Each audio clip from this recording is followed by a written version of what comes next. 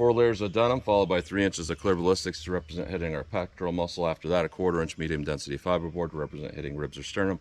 16 more inches of clear ballistics, and another 1/4 inch medium density fiberboard to represent back ribs. So let's see how our 9mm does. Let me set that back up and we'll hit it with the 357 Magnum. All right, 357 Magnum real world simulation. Let's see what this does.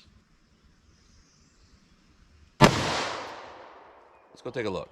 This one we have to really take a close-up look at because some of this tumbling damage with a 9mm would, indicate expansion damage, but that's not what's going on. And looking at our first 3 inches, we can see that our 9mm on the bottom, our 357 mag on top. So our 9mm was severely affected by that fabric, even though there's a plug in there, which is interesting.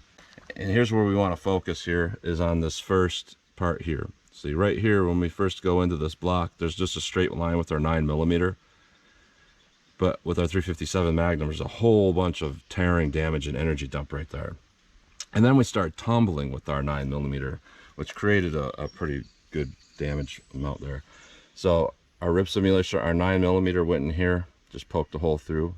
Our 357 Magnum was definitely expanded, kind of a weird expansion, but it was definitely more expanded than that 9mm. So we are cutting along this whole path with our 357. With our 9mm, we're just tumbling right here. And it looks like both of these hit the back rib simulation. And both of them just left a little dent. Our 9mm left a little dent. Our 357 Magnum left a little dent. So with our 9mm, we went to 19 inches, right where that back block stops, and there was absolutely no expansion of that bullet. It's kind of weird.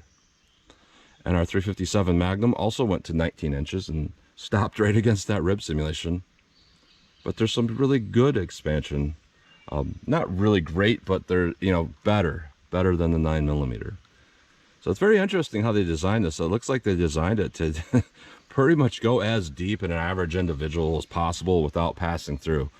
So that's a good design in that aspect. But when going down to a short barrel, even though this 9mm probably works on a 5-inch or 4.5-inch pistol just fine, when we go down to a short barrel that's equivalent to a 3.6-inch semi-auto, and we would get probably the same velocity out of 3.1, 3.2, 3.3-inch pistols as well.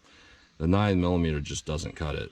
But our 357 Magnum, it's continuing to do pretty well. So interesting overall.